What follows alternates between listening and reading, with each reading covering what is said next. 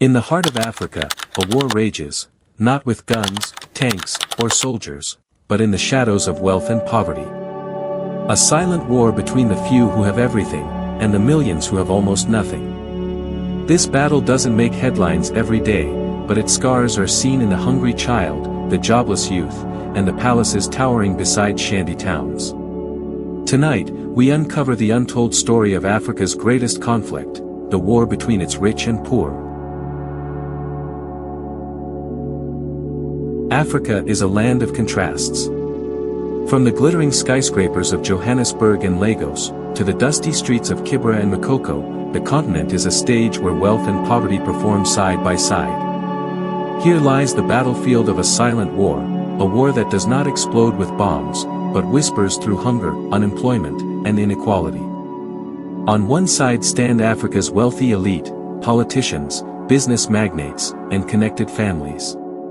Their wealth is staggering. They dine in mansions, fly private jets, and send their children to the most expensive schools abroad. Their lifestyle mirrors that of the world's billionaires, untouched by the struggles of their fellow citizens. On the other side stand the poor, the majority. Over 400 million Africans live on less than $2 a day. For them, every sunrise is not a promise but a challenge. Will there be food today? Will there be electricity? Will I find work, or will I watch another day slip into hopelessness? This is the battlefield. The weapons are corruption, greed, and neglect. The casualties is the entire generations of Africans who will never see their potential realized. But the most dangerous thing about this war is not the inequality itself. It is the silence. The silence of leaders who refuse to change, the silence of institutions that protect the wealthy, and sometimes, even the silence of the people, beaten down by years of broken promises.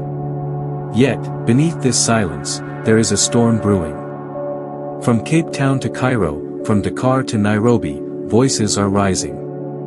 The rich may live in castles, but even castles tremble when the ground beneath them begins to shake. To understand the silent war between Africa's rich and poor, we must journey back in time. Inequality on this continent did not appear by accident. It was planted, watered, and allowed to grow into the towering tree we see today. Centuries ago, Africa was wealthy in resources, culture, and trade.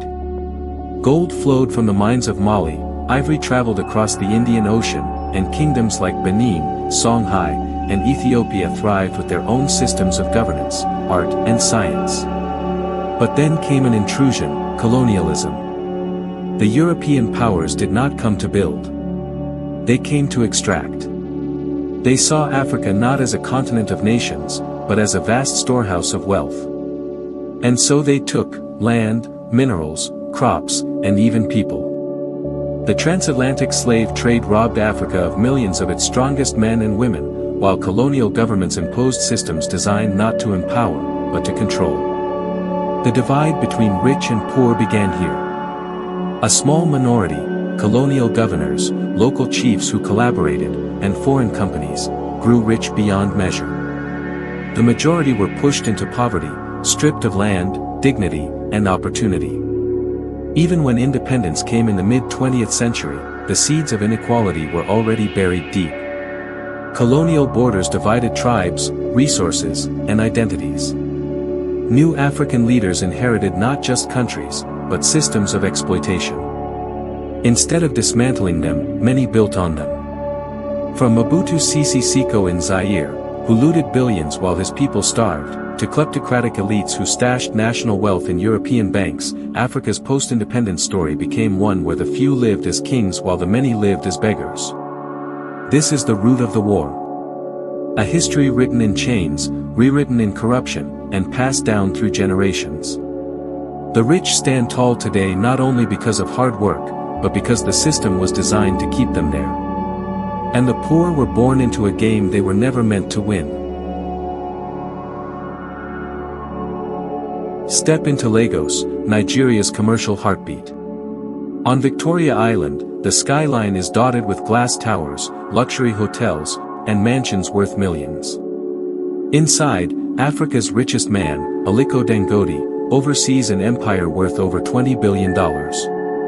His name echoes across the continent as a symbol of wealth and industrial power. But just a few miles away, across the waters, lies Makoko, a floating slum where families live in wooden shacks on stilts. Children paddle canoes to school. Mothers fetch water from polluted lagoons. Here, life is not about wealth, but survival. This is the paradox of modern Africa, two worlds coexisting, sometimes separated only by a few streets. In South Africa, the gap is even more visible.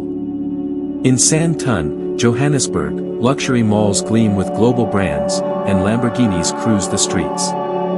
Yet only a short drive away, in Alexandra Township, poverty grips the people like a vice. Shacks built of tin and would house families of 5 or more. Unemployment is rampant. Crime is born out of desperation. Kenya tells the same story. Nairobi's affluent suburbs boast gated estates with private security and imported cars. But in Kibra, one of the largest slums in the world, sewage runs through alleys, and clean water is a privilege, not a right. The numbers reveal the crisis. According to Oxfam, the wealth of Africa's 3 richest billionaires is greater than the combined wealth of the poorest 50% of Africans, over 650 million people. Think about that for a moment. 3 men hold more wealth than half a continent. And the divide is not only economic. It is psychological. The rich live in bubbles, educated abroad, treated in foreign hospitals, vacationing in Europe or Dubai. The poor, meanwhile, are trapped in cycles of broken schools, failing hospitals, and daily hustles to survive. This is not just inequality. It is 2 different Africas, existing side by side, yet worlds apart. One Africa lives in the 21st century, the other is still struggling in the 19th. And the gap keeps widening. If inequality is Africa's silent war, then corruption is its most powerful weapon. It is the invisible hand that steals bread from the mouths of children and fills the vaults of the elite. Across the continent, corruption is not an accident, it is a system. A system that ensures the rich remain untouchable while the poor are left to fight over scraps. Take Nigeria, Africa's largest oil producer. Since the 1970s, trillions of dollars have flowed from its oil fields. Yet, most Nigerians still live on less than $2 a day. Why? Because billions were stolen.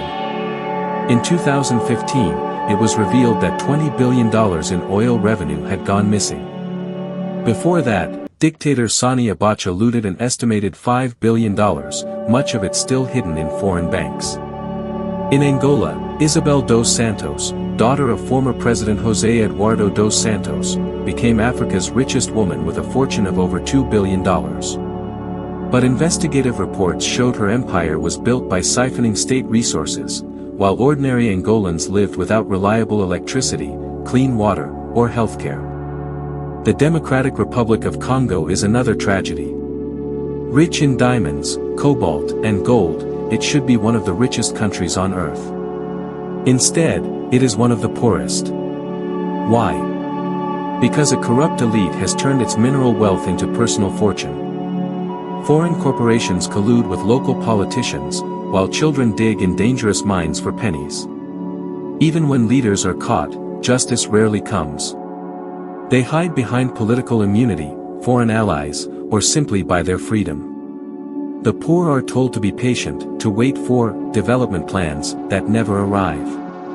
Corruption is not just about money. It robs nations of schools, hospitals, jobs, and hope. It builds roads to nowhere, ghost hospitals with no doctors, and phantom power plants that never light a single bulb. And the rich thrive in this system. They send their children abroad to study, build mansions in Dubai and London, and shield their wealth in offshore accounts. Meanwhile, the poor are left with debts their children will still be paying. This is the true cost of corruption. It is the lock on the chains of poverty, ensuring that the gap between Africa's rich and poor is not just wide, but unbreakable. In Africa, Poverty is not just an economic condition, it is a political tool. For many leaders, the poor are not citizens to be uplifted, but pawns to be manipulated. Elections across the continent often reveal this truth. Politicians descend on slums and villages with bags of rice, t-shirts, and small sums of money. Votes are bought cheaply, promises are made loudly, and hope is sold like merchandise. Once in power, those promises vanish, leaving the poor exactly where they were, or worse. In Nigeria, vote buying has become so normalized that entire communities expect handouts before casting their ballots. A plate of food today in exchange for 4 years of suffering tomorrow. In Kenya, cash and alcohol flow freely during campaign season, ensuring that hunger blinds voters to corruption. But the manipulation runs deeper. Leaders use ethnic divisions to pit poor communities against one another. Instead of uniting to demand accountability, the poor are divided by tribe, religion, or language, while the elite remain united in their wealth. Consider Zimbabwe under Robert Mugabe. When the economy collapsed, his government distributed food aid not by need, but by loyalty. Those who supported him ate, those who opposed him starved. Poverty became a weapon of control. Across Africa, similar patterns emerge. Political elites deliberately underfund schools, hospitals, and jobs, because an educated, employed population is harder to manipulate. Keeping the masses desperate ensures their loyalty can be bought cheaply. And so, poverty becomes cyclical. Politicians rise to power on the backs of the poor, then ensure they remain poor to secure the next election. It is a vicious circle where the masses are trapped, and the leaders are free. This is the cruelest irony. In Africa's silent war, the poor often fight and die for leaders who never fight for them. If poverty is the disease, then education is the cure. But in Africa, that cure is often reserved for the rich. Education is not simply about reading and writing, it is the passport to opportunity, the bridge to equality, and the foundation of progress. Yet across the continent, the divide between the education of the rich and the poor is staggering. In the cities, the children of the elite attend private schools with air-conditioned classrooms, modern libraries, laptops, and foreign teachers. Their parents send them to study abroad in London, Paris, or New York. By the time they graduate, they return fluent in multiple languages, well-connected, and ready to inherit leadership or wealth. But just a few miles away, in the rural villages, the reality is entirely different. There, schools have no desks, no electricity, and sometimes no teachers. Children walk for hours to sit under trees where one exhausted teacher struggles to teach 100 students at once. Textbooks are shared between 5 or 6 pupils, and chalkboards are worn to dust. In Malawi, some classrooms are so overcrowded that children sit on the floor, writing on their laps. In South Sudan, entire generations have missed school due to conflict, leaving millions of young people unable to read or write. In Nigeria, the north faces a severe education crisis, where poverty, conflict, and cultural barriers have left millions of children, especially girls, out of school. Meanwhile, Africa's wealthy elite build private universities modeled after Western systems, while sending their children overseas for higher learning. They graduate to become ministers, bankers, doctors, and CEOs, while the children of the poor are trapped in cycles of manual labor, unemployment, or migration. Education was meant to be the great equalizer, but in Africa, it has become the great divider. The gap in opportunity grows wider with every generation. A child born into wealth is almost guaranteed success, while a child born into poverty must climb mountains simply to read a book. This is no accident. Leaders know that an educated population is harder to control. A society that can think critically, question authority, and demand accountability is a threat to corrupt systems. And so, the divide persists, generation after generation. In the silent war between Africa's rich and poor, the battlefield of education may be the most decisive of all. When an African president catches a cold, he boards a plane. But when an African villager breaks a bone, he is left to die. This is the cruel reality of healthcare inequality across the continent. Africa's rich and powerful never trust the hospitals they build for their own people. They fly to Europe, America, or Asia for treatment, sometimes for the simplest medical issues. Presidents and ministers travel abroad for checkups, surgeries, and even dental care. Billions are spent each year on medical tourism, money that could have built hospitals, trained doctors, and stocked pharmacies at home. But for the poor, there is no escape. Public hospitals are overcrowded, underfunded, and understaffed. In rural areas, clinics are often miles away, with no doctors and no medicine. Mothers give birth on bare floors without proper care. Children die of malaria, diarrhea, and infections that could easily be treated with basic drugs.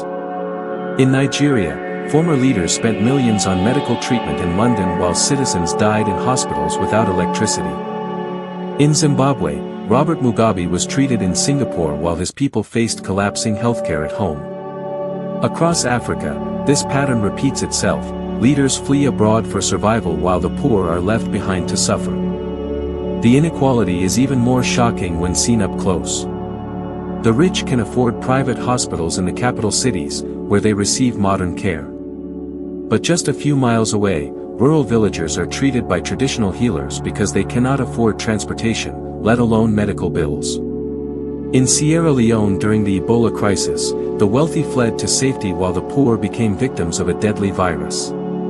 In South Africa, the contrast is stark: world-class private hospitals for the rich, and crumbling public facilities for the poor majority. This is more than just inequality, it is a betrayal. Governments promise healthcare for all, yet they invest in the health of the elite while abandoning the masses. In the silent war between rich and poor, healthcare is not just about survival, it is about dignity. And for millions, that dignity has been stolen. Land is life. It is wealth, identity, and survival.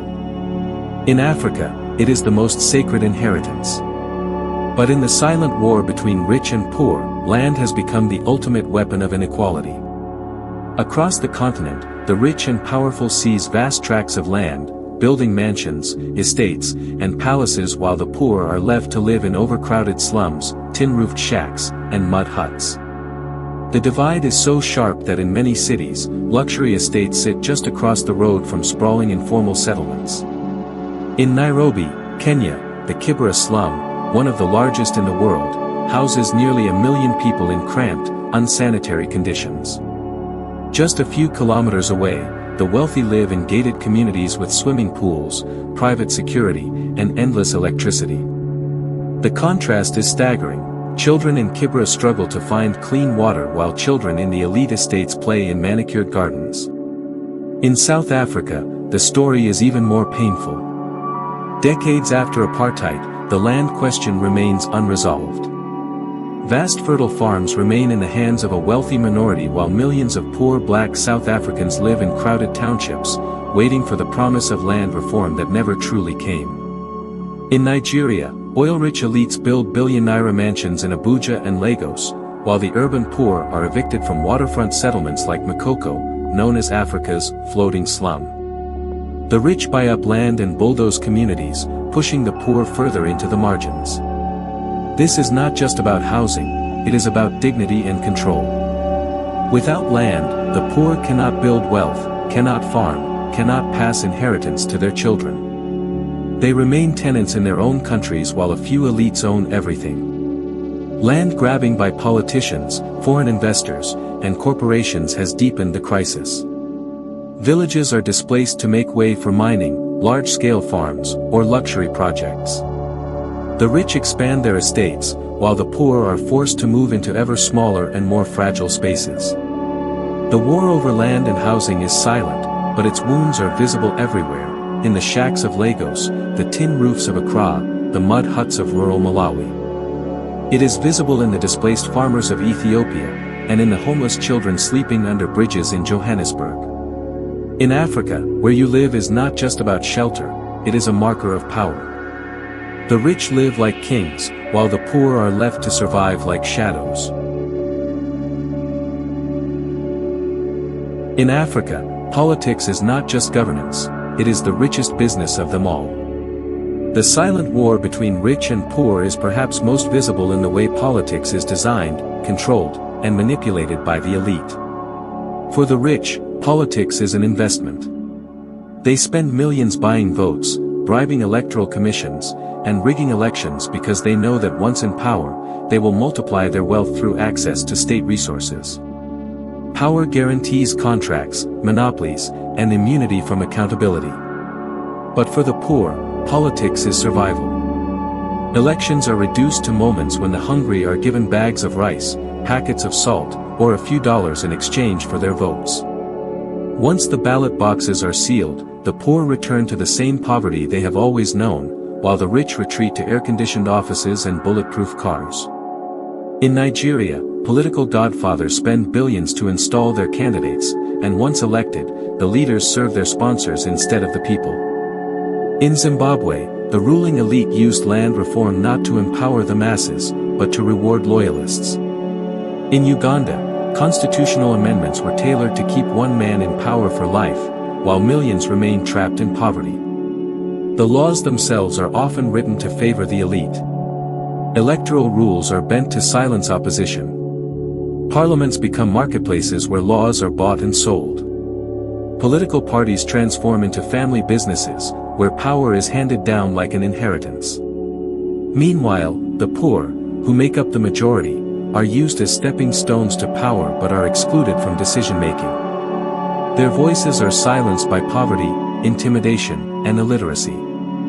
They are told to obey laws that were never designed to protect them. The inequality in politics is clear: the rich see government as a ladder to wealth, while the poor see it as a cage of control. The system ensures that the rich keep ruling, and the poor keep obeying.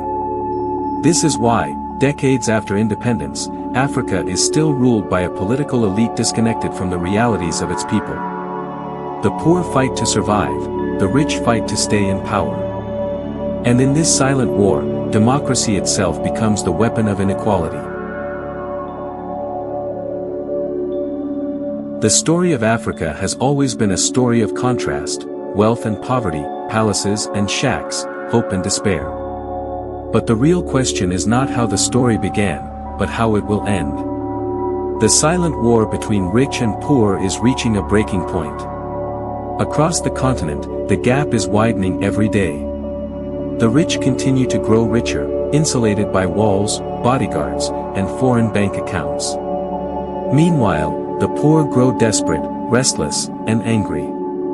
The future will be shaped by one question: will Africa's poor remain silent, or will they rise? Already, the tremors are being felt. In Sudan, it was the youth who marched on the streets, demanding bread and freedom. In Senegal, young people are refusing to be silenced by corrupt politics. In South Africa, students have led protests that shook the foundations of privilege. In Nigeria, the #EndSARS movement showed that a generation armed with only smartphones and courage could challenge an entire system of abuse.